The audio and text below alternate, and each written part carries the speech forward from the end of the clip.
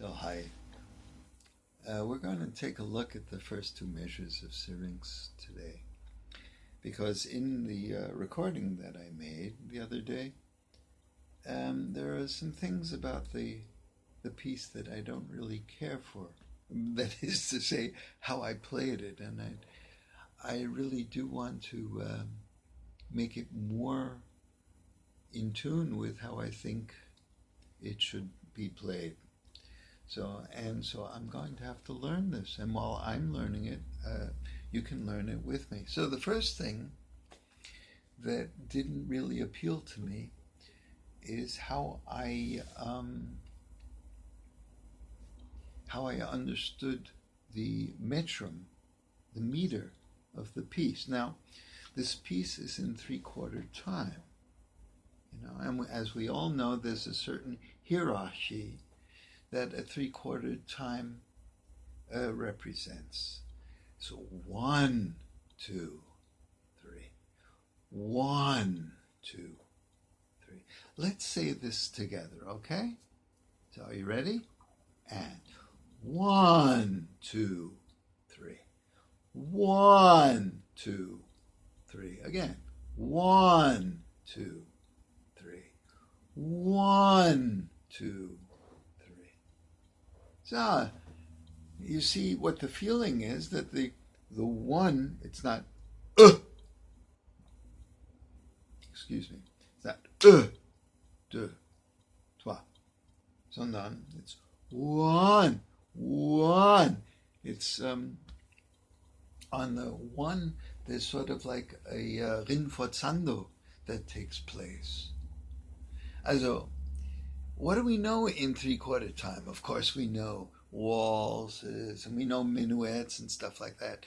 But these Syrinx is not a waltz, and it's not a minuet. Instead, it's more of a lullaby, like the Brahms lullaby.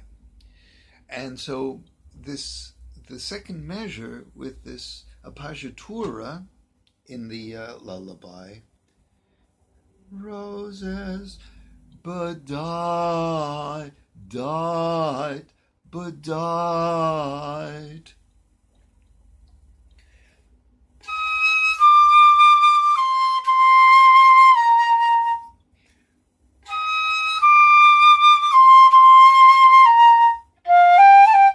Yeah?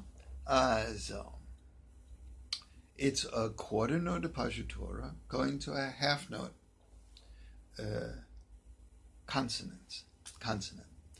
Yeah? And this is very much like the second measure in Syrinx, where it's the same thing.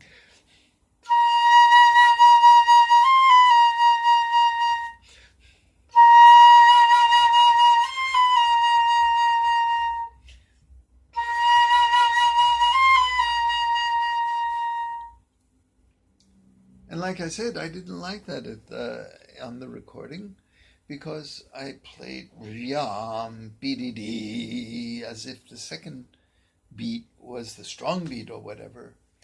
I don't like that. And I think this was indicative of how I played the entire piece and how I've been playing it for the past 50 years. Which is a damn long time now, isn't it? So you have to recognize the metrical meaning of a phrase. You can't put the first beat on the second beat, and the second beat on the third beat, and the third beat on the first beat. This doesn't make any sense. It's like putting the spaghetti in the water before you put the water on the stove and turn the stove on. This doesn't make any sense at all. So we want to allow this first tone to grow before the para, this ornament comes, and then during the ornament you relax it a little. Di-a-da-dee, di-a-da-dee, and of course longer, because it's three beats at least.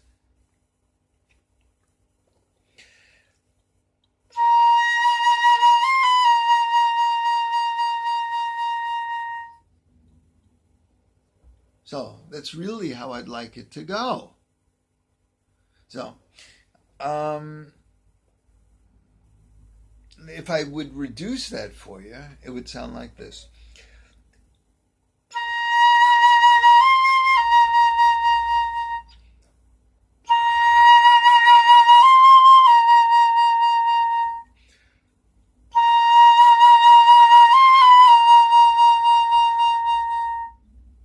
I like that.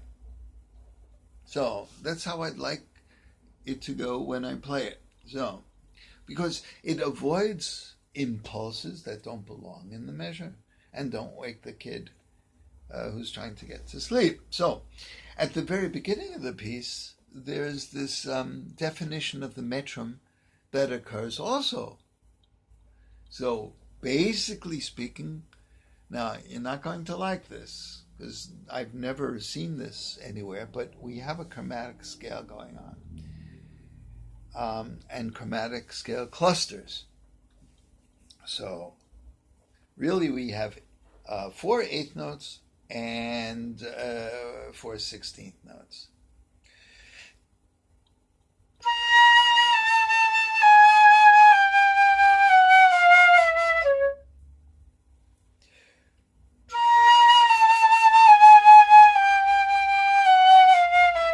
There's 1 and 2 and 3 and 1 and 2 and 3 and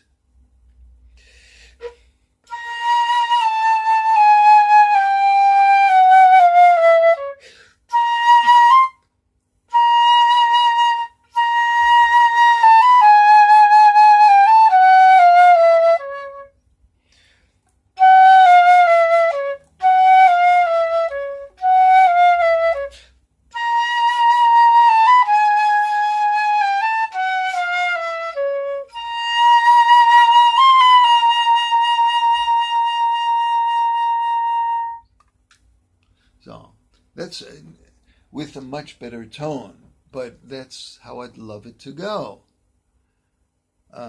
Instead of B, but a D, or ding, but a D, but a D. And what do we have here? So we have chromatic scale, but we also have a whole tone scale that starts on the B, say H.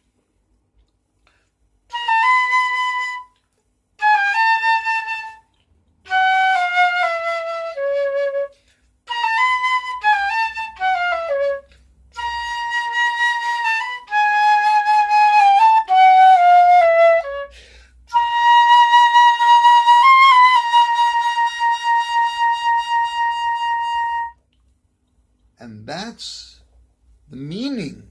The second measure is the meaning, is the music.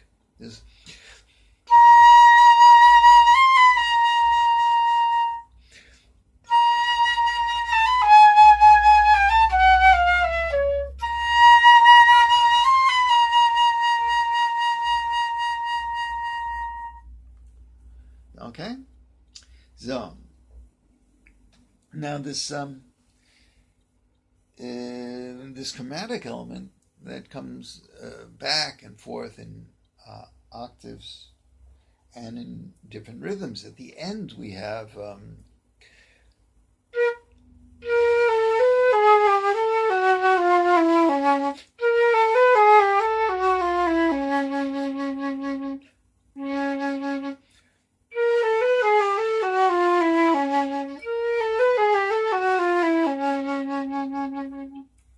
it's the same figure, but it's more elegant. It's not so flip.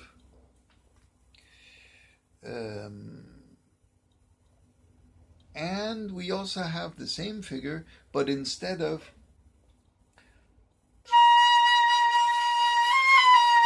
we have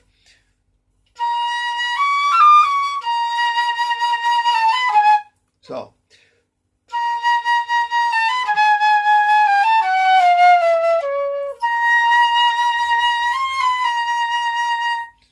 that's the first one, and then we have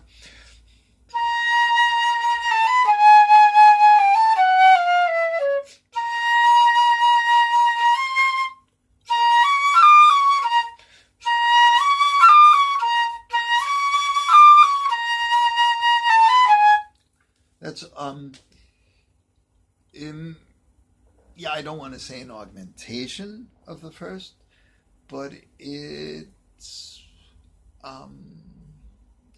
a half step higher and therefore a little bit more intense, because we're pushing by a half step to get to the end tonality of the piece.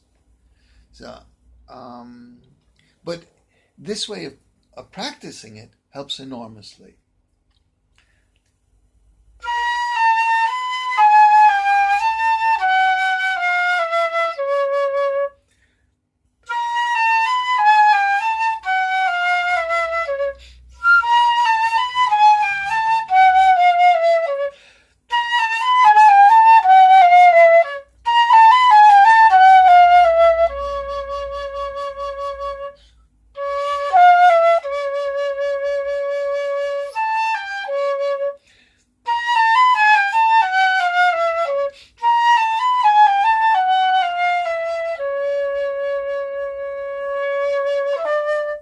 So the second time is a little bit less intense. So I'd like to play it a little bit softer. Softer is not as loud. Okay. So I have to stop it so that it fits on the tape. So I'll see you soon. Ciao.